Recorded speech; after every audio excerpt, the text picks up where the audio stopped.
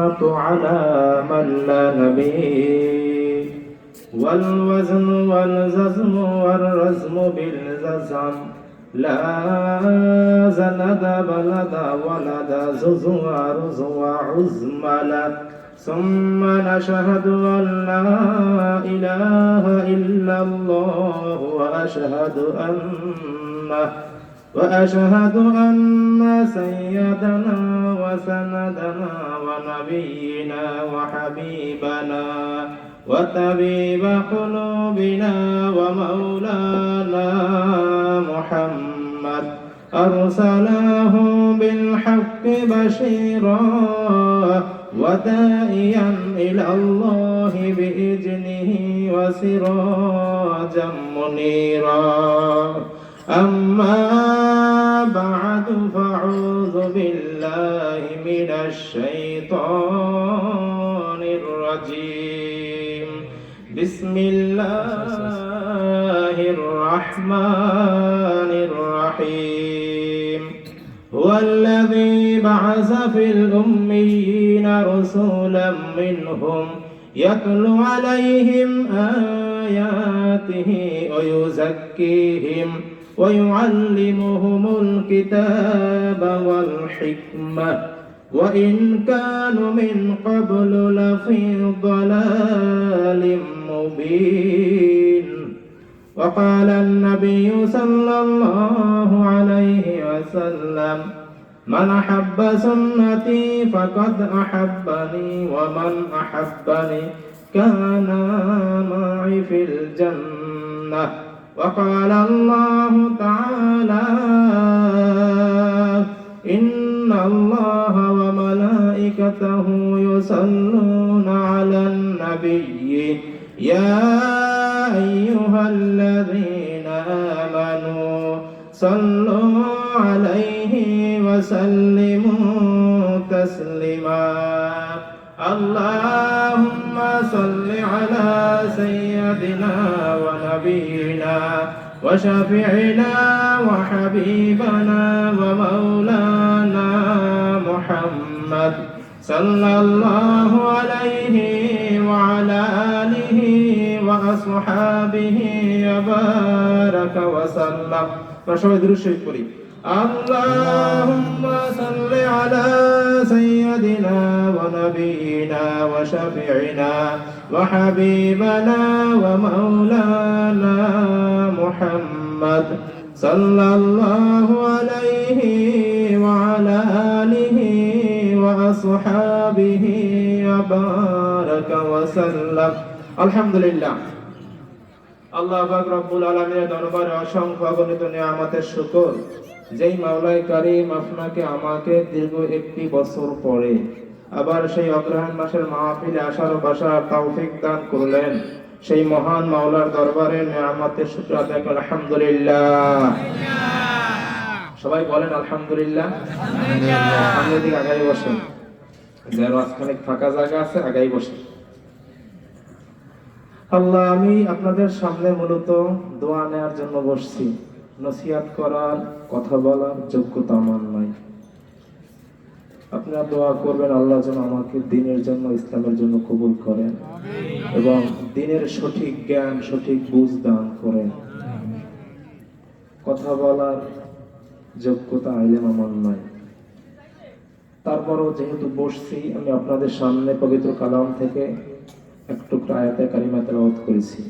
আল্লাহ পাক বলেন হুয়াল্লাযী বা'আসা ফিল উম্মিয়্যিনা রাসূলাম মিনহুম ইয়াতলু আলাইহিম আয়াতিহি ওয়া ইউযাক্কিহিম ওয়া ইউআল্লিমুহুমুল কিতাবা ওয়াল হিকমাহ ওয়া ইন কানু মিন ক্বাবলু লাফি যালালিম মুবিন। আল্লাহ বলে, ও নবী, ও বিশ্ববাসী মানব মণ্ডলী মানুষ, তোমাদের মাঝখানে আমার নবীকে আমি কেন পাঠাইছি জানো?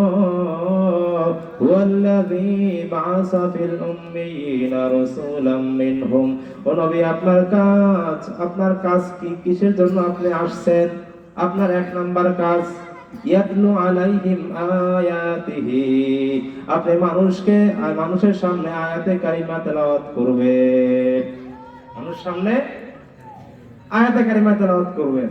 আল্লাহ পাক আর এক জায়গায় বলেন, ইন্নামাল মুমিনুনা আল্লাযীনা ইযা যুকিরাল্লাহু ওয়াজিলাত কুলুবুহুম ওয়া ইযা তুলিয়াত আলাইহিম আয়াতুহু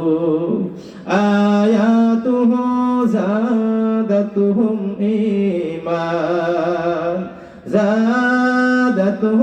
ঈমানা ওয়া আলা রাব্বিহিম ইয়াতাওয়াক্কালুন। আল্লাহ কোরআনে বলে, যখন মুমিন বান্দার সামনে যখন আয়াতে কারিমা তেলাওয়াত করা হয়, কোরআনের কথা বলা হয়, তিনি আলোচনা করা হয়, ওয়াজিলাত কুলুবুহুম ওয়া ইযা তুলিয়াত আলাইহিম আয়াতুহু যাদাতুহুম ঈমান, তখন মুমিন বান্দার ঈমান বাড়তে থাকে, শরীরে জালজালা প্রকম্পিত হয়। আল্লাহ বলে, হুয়াল্লাযী বা'আসা ফিল উম্মিয়িনা রাসূলাম মিনহুম ইয়াতলু আলাইহিম আয়াতিহি। ও নবী, আপনি মানুষের সামনে আয়াত তেলাওয়াত করবেন, আয়াত মানুষকে শুনাইবেন। আয়াতিহি, এক নাম্বার কাজ, মানুষকে আয়াত শিক্ষা দেবেন, আয়াত তেলাওয়াত করবেন। দুই নাম্বার কাজ, ওয়ুযাক্কিহিম, মানুষকে আত্মশুদ্ধি করবেন, আত্মাকে শুদ্ধ করবেন, আত্মাকে পবিত্র করাইয়া দেবেন। আল্লাহ পাক বলেন, কদ আফলাহাল মুমিনুন, যারা আত্মাকে পরিশুদ্ধ করবে, আত্মাকে পবিত্র করবে, তারা জান্নাতি হবে, তারা জান্নাতে যাবে। যারা আত্মাকে পবিত্র করবে না, তারা জাহান্নামে যাবে, জান্নাতি আর হবে না। এজন্য আল্লাহ বলে, নবী, আপনি মানুষকে আত্মাকে শুদ্ধ করে দিবেন, আত্মাকে পবিত্র করাইয়া দিবেন। ওয়ায়ুযাক্কিহিম ওয়া ইউআল্লিমুহুমুল কিতাবা ওয়াল হিকমা, আপনি মানুষকে সুন্নাত শিক্ষা দেবেন, সুন্নাতের আমল করতে বলবেন। কিভাবে সুন্নাতের আমল করে? যদি এই কাজগুলো করতে পারে, ওই মানুষটা একজন জান্নাতি মানুষ হইয়া যায়। আর যে মানুষটা জান্নাতি মানুষ হইয়া যায়, ও মানুষটা আল্লাহর উপর সুবুর্দ করে, আল্লাহর উপর ভরসা করে। যে মানুষটা আল্লাহর উপর ভরসা করে, আল্লাহ তার সব কিছু সহজ করে দেয়। সুবহানাল্লাহ। ওমর রাদিয়াল্লাহু তাআলা আনহু, আমিরুল মুমিনিন, জাহানের বাদশা খলিফা ওমর রাদিয়াল্লাহু তাআলা আনহু, তার কাছে একদিন দুইজন লোক আসছে, একই চেহারা। আমিরুল মুমিনিন ডাক দিয়ে বলে, তোমরা কারা? তোমাদের চেহারা কেন এত মিল, হুবহু এত কেন মিল? ডাক দিয়ে বলে, বাদশা, আমাদের পরিচয় হলো আমি বাবা, আমার সাথে উনি হলো আমার সন্তান, আমি বাবা, ও আমার ছেলে। বলে, এত মানুষ দেখছি, বাপ ছেলে দেখছি, তোমাদের মতো চেহারার এত হুবহু মিল দেখি নাই, ব্যাপার কি? বলে, আমিরুল মুমিনিন, আমাদের এই বাপ বাটার চেহারা এত মিল কেন জানি না, তবে আমার ছেলে আসলো কোত্থেকে, আমার ছেলের পিছনে একটা বড় ইতিহাস আছে, ঘটনা আছে, শুনবেন? বলে, হ্যাঁ বলো, শুনতে চাই।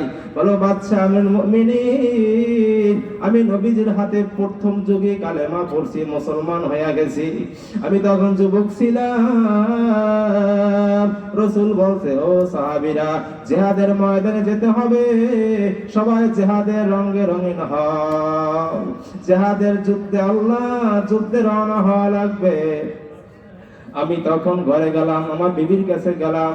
আমার বিবির তখন পেটের ভিতরে বাচ্চা।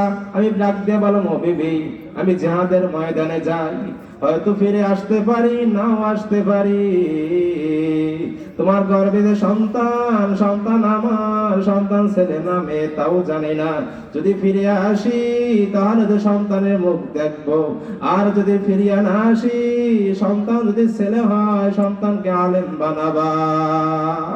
আল্লাহু আকবার। আল্লাহ বলে, রওনা দিয়ে গেলেন। বিবি বলে, স্বামী সন্তানের জন্য দোয়া করিয়া যান। এবার স্বামী দোয়া করে, আল্লাহ, আমি জিহাদের ময়দানে যুদ্ধের জন্য রওনা দিয়ে যাইতেছি, আমি একজন মুসাফির, আমি একজন পথিক, জিহাদের জন্য যাইতেছি। আল্লাহ, ঘর থেকে বের হইতেছি, আল্লাহ, আমি জিহাদ থেকে যখন আসবো, ফিরে যখন গাজী হইয়া আসবো, আমার সন্তানকে আমার কোলে ফিরাইয়া দিও। সাহাবী দোয়া করে রওনা হয়ে গেছেন, জিহাদের ময়দানে গেছেন। 3-4 মাস পর জিহাদের ময়দান থেকে আসছেন। সুবহানাল্লাহ। জিহাদের ময়দান থেকে আসছেন, আইসা শুনে একটা ঘটনা হয়ে গেছে। ওনার বাড়িতে যখন ঢুকছে, বাড়ির সামনে লোকজন, ব্যাপার কি, তোমরা এখানে কেন? বলো সাহাবী, তুমি নবীদের সাহাবী, জিহাদের ময়দান থেকে আসছো, একটা ঘটনা হয়ে গেছে। কি হয়ে গেছে? তুমি যখন জিহাদের ময়দানে গেছো, কিছুদিন পর তোমার বিবি দুনিয়া থেকে বিদায় নিয়ে চলে গেছে। সুবহানাল্লাহ। তোমার বিবি দুনিয়ার মায়া ত্যাগ করে অন্ধকার কবরের বাসিন্দা হয়ে গেছে।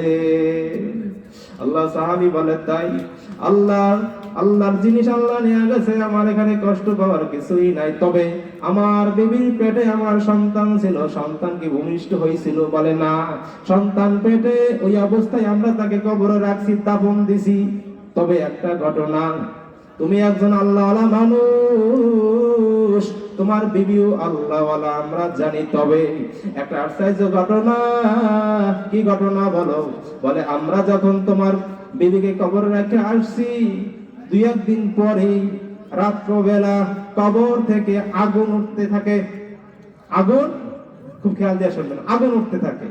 কিন্তু আমরা ভয়তে কেউ কাছে যাই না। কেন আগুন ওঠে? কেন আগুন ওঠে? ব্যাপার কি? আল্লাহ, তুমি তো নেককার, তোমার বিবিও তো নেককার, কেন আগুন ওঠে? আমরা জানি না। সাহাবী চিন্তা করলেন, না, আমার বিবি তো নেককার বিবি, আমি তো নিজে সাক্ষী, পবিত্র বিবি, আমার অনুগত বিবি, কেন এই অবস্থা হতে পারে না? ব্যাপার কি? আমি নিজে যাব। রাত্রেবেলা যখন কবরের কিনারায় গেছে, দেখে কবরটা মাঝখান থেকে ফেটে গেছে, 2 ভাগ হয়ে গেছে। কবর থেকে আলো বের হইতেছে, কিন্তু ওটা আগুন না, ওটা আলো। ওটা কি? আলো, আগুনের মতন বুঝায়। আল্লাহ, আলো বের হইতেছে। আমি যখন কাছাকাছি গেছি, দেখি আমার সন্তান আমার বিবির বুকে বসে খেলা করতেছে। সুবহানাল্লাহ, খেলা করতেছে। আমি যখন কাছে গিয়ে দাঁড়াইলাম, আমার বিবি ডাক দিয়ে বলো, স্বামী জিহাদের ময়দান থেকে আসছে, জিহাদে যাবার সময় আপনার সন্তানের জন্য দোয়া করিয়া গেছিলেন। কি দোয়া করছিলেন মনে আছে? বলে, কি দোয়া করছিলাম?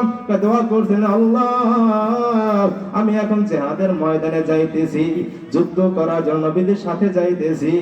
আল্লাহ, আমি যুদ্ধ থেকে যখন ফিরে আসব, আমার সন্তান আমার কোলে ফিরাইয়া দিও। সুবহানাল্লাহ।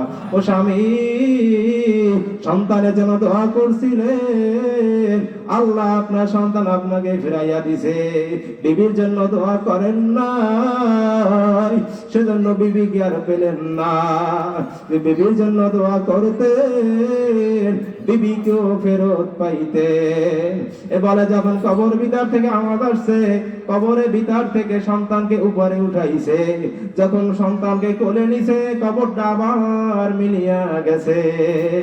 বলো, আমিরুল মুমিনিন, এই সন্তান আমার সাথেই থাকে, আমি যেথায় যাই সন্তানকে নিয়ে যাই, সব সময় আমার কাছে থাকে। সন্তান, আমার চোখ থেকে সন্তানকে আড়াল করি না। ও আমিরুল মুমিনিন, আমি আল্লাহর উপর সুপর্দ করছিলাম, সন্তানকে আল্লাহর কাছে দিয়ে গেছিলাম। আল্লাহ আমার জিনিস, আমার আমানত আল্লাহ আমাকে ফিরাইয়া দিছে।